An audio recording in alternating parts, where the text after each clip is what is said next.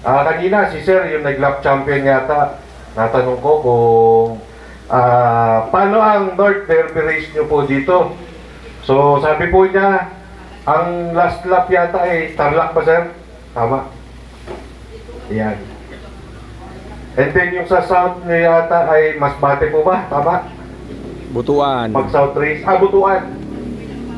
Yan. So ito po kasi sample po natin ng karera ng North Derby race sa Manila. So meron tayong dalawang klase ng karera, North Derby race at yung South Derby race. So yung North race po natin doon ay mula Ilagan hanggang Santa Ana. So sa pag-aalaga ng kalapati, meron po tayong tinatawag na 100% sa pag-aalaga ng kalapati. So dinivide po natin yun. 30% management and nutrition. Kung tama ba yung pagmamanage natin sa ating mga alaga, tama ba yung supplements o patokang binibigay natin sa kanila. Ayan. And then 30% yung bloodline. Ayan. Alam naman natin na accessible na ang makahanap ng magandang linyada kasi meron na tayong social media. So, madali na natin makontak yung mga idol natin o yung mga big love na pwede nating maka-acquire o makakuha ng kanilang mga bloodline. So, very accessible na through social media sa Facebook. Ayan. And then 30% yung good love. Kung tama ba yung mga alaga natin sa sukat ng loft natin, kung crowded ba sila, kung hindi ba sila crowded or sakto lang.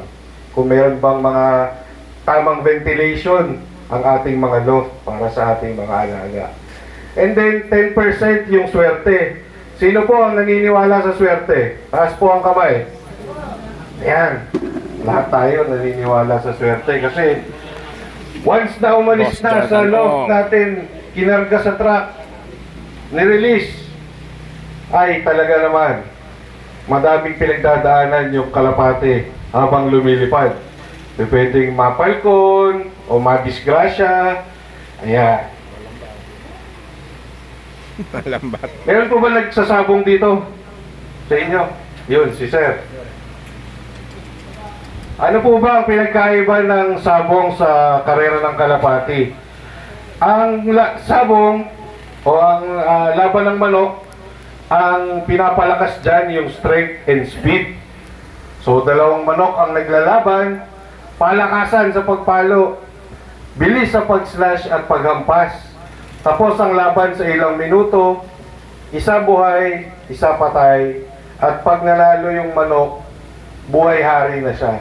And then, sa karera naman ng kalapati, endurance ang nagpapanalo dyan. Ayan. Isang kalapati natin, laban sa libo-libo, endurance na matapos yung 6 o 7 lap ng karera. Bilis na makauwi sa mahigit kumulang 600 kilometers, 5 oras hanggang 2 araw ang karera. Kailangan makarecover agad kasi ilalaban na naman natin sila sa susunod na linggo. Ayan. Kayo po dito, ano po ang gamit nyong patoka? Flyer mix. Sino po naghahalo ng pellet na lang? Ayan. Sino po ang naghahalo ng pellet na patoka? Sir, ano pong pellet ang ginagamit nyo? Tegra. Meaning line. Pang manok po. Sino po? Kayo sir, ano pong gamit nyo? Platinum. Platinum. Sa atin din po yun. Pang manok din. So, kadalasan ang ginagamit na pellet ay pang manok. So, hinahaluan natin ng pang manok o pang sabong o pang baboy. So, iba po ang nutrients at energy nutrient requirements ng kalapati. Ayan. So, sabi nga ng kalapati, hindi ako manok, iba ang energy at nutrient requirements ng katawan ko. So kaya, merong Wingmaster. Ayan. So bakit may pellet po si Wingmaster? So bakit po may pellet si Wingmaster? kung napapansin nyo po, pag pure grains lang ang pinapakain natin sa mga alaga natin, may natitira dun sa pakainan na kailangan nung kalapati.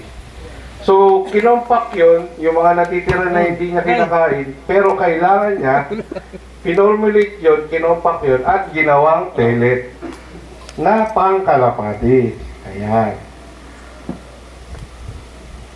Ayan, si Wingmaster. So, meron tayong tatlong variants.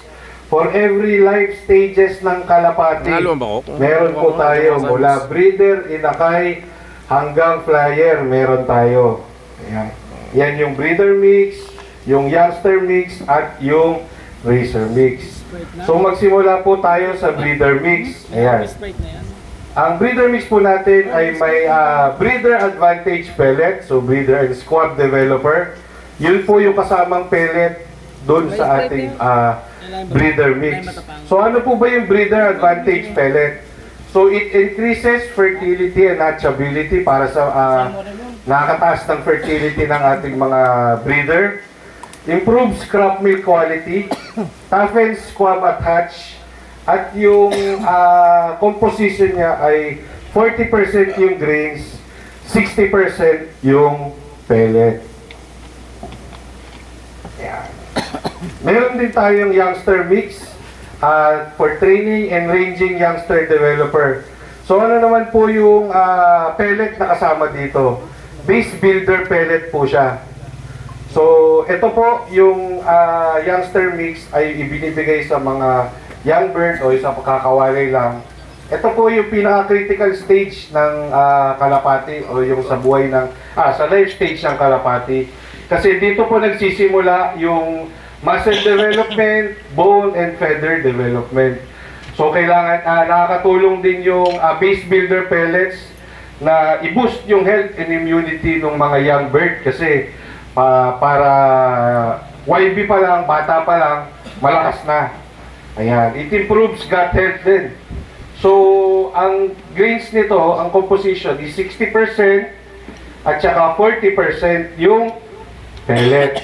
And then, pag nag-start na ang training hanggang derby, ito na po, racer mix, race conditioner. So, ang kasama naman pong pellet dito is beta power pellet. So, ano po ang beta power pellet? It increases flight power and endurance. Gaya nga po ng nabanggit ko kanina, endurance ang nakakapagpanalo sa atin sa karera. So, strengthens pathogen defense, weekends post-race recovery, so meron din siyang mabilis din siyang makarecover galing karera. So 70% po yung grains nito at 30% yung pellet. Ayan, ito po yung life stages ng kalapati at yung tamang pagbigay ng ating mga produkto. So gaya nga po ng nabanggit ko, simula breeder po hanggang flyer, hanggang racer, kompleto na po tayo dyan. Ayan, sa squad, meron tayong breeder mix. Sa pag nag-training, youngster na siya, youngster mix. And then, pag nagre-ranging na, youngster mix pa din. And then, pag nag-start na yung training hanggang derby, ayan na, si Wingmaster Racer mix na. And then, pag after ng karera, kung gusto na natin silang gawing breeder, breeder mix lang ulit. Ayan. Meron po ba tayong katanungan regarding sa feeds? Wala. Kung meron man po kayong katanungan, i-reserve nyo lang po yan. Sasagutin po yan ni Master Ape. Ayan. Meron din tayong Versilaga products at Oregostin. Meron tayo ding supplements para sa pangkalapati. Unahin natin yung may mga bumili kanina nung Wingmaster Immunity Booster at yung ating Endurance Booster. So yung Wingmaster Immunity Booster is ang composition po niya ay electrolytes, multivitamins, dextrose, glycine, plus probiotics. So kayo po ba ang tradisyon niyo po ba ay naglalaan pa kayo ng isang araw para magbigay ng probiotics? Sino po ang naggaganon? Wala. So meron na po siya kasama probiotics. So electrolytes po siya, multivitamins plus probiotics.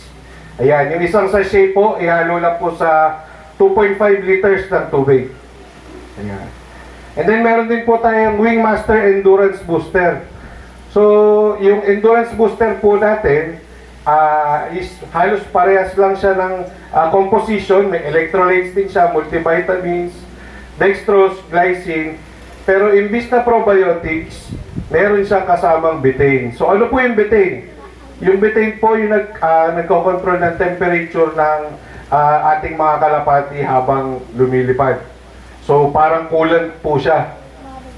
Ayan, para hindi kagad ma-dehydrate. Motor din, no? And then, Galing. meron din po tayong mga Versilaga products.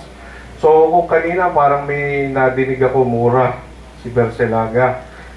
Kasi po, tayo, si Wingmaster at si Yunako, tayo na po ang official distributor po ng Versilaga products dito po sa Pilipinas. So, ayun.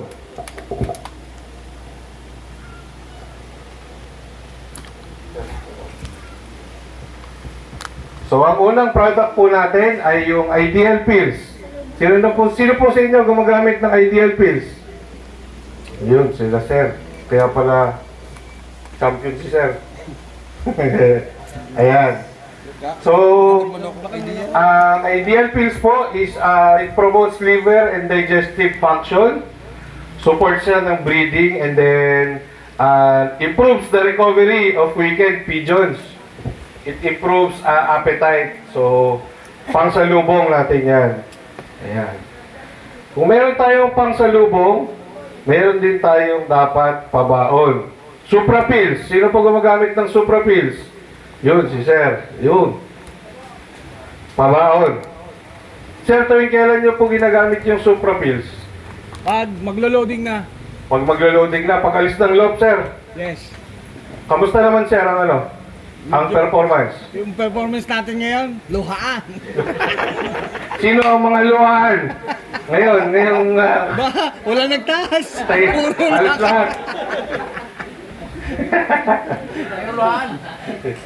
Okay lang yan, sir. So ayan, meron tayong pabaon yung Supra Pills. Ubos ang bayaw. Ayan, meron din tayong Boost X5.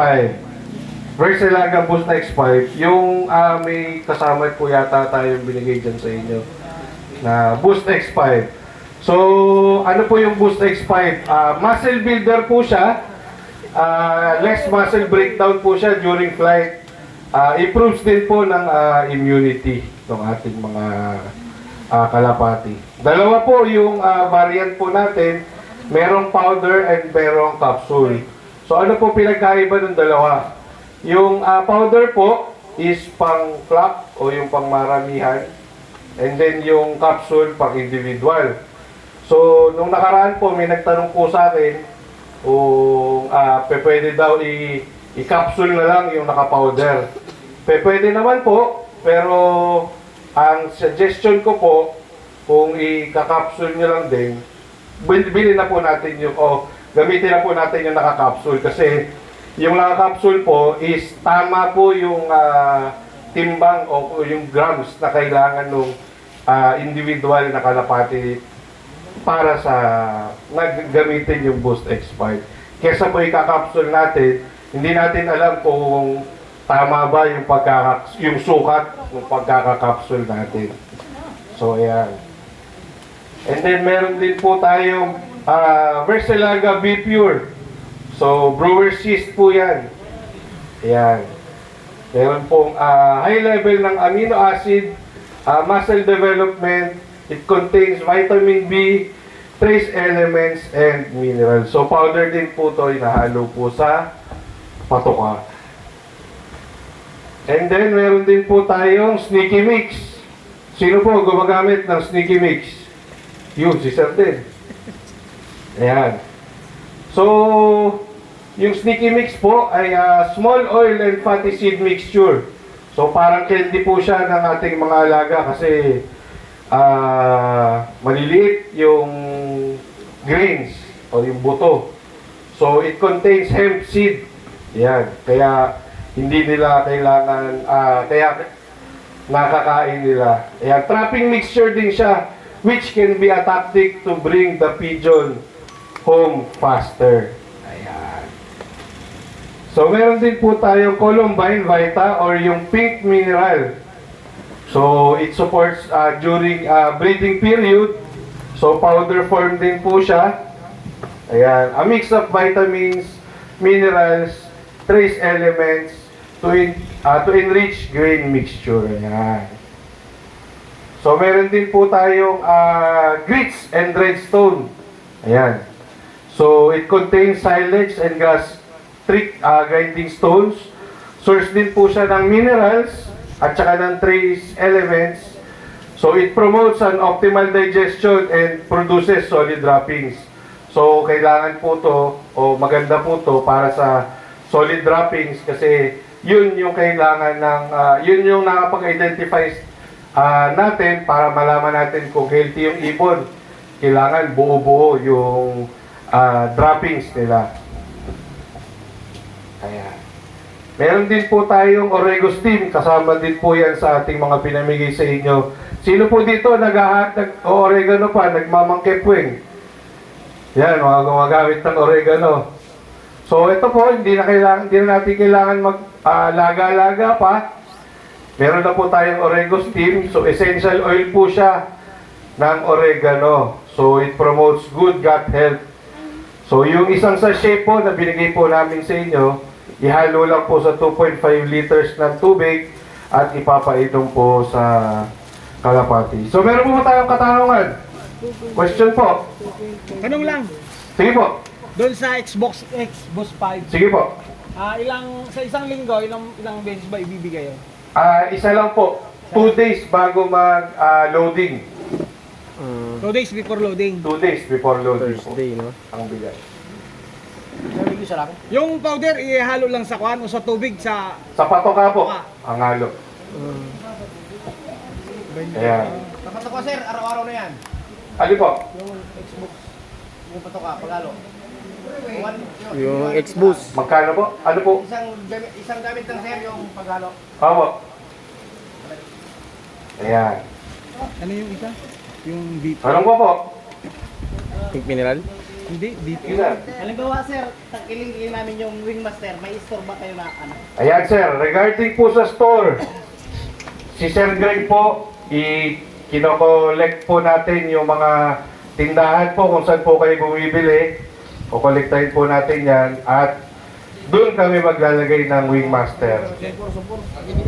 Ayan. Saan po ba ang pinakamalapit dito sir na poultry? Ayun ka sir. Pasipika. Farm station sir, farm station. Sige po, ipapaano po natin. Ay doon, malang station. Ipapaano po natin. Papasaran natin. Mas barato sa kuhan. So ito po, papakilala ko na po si Master Rapen para po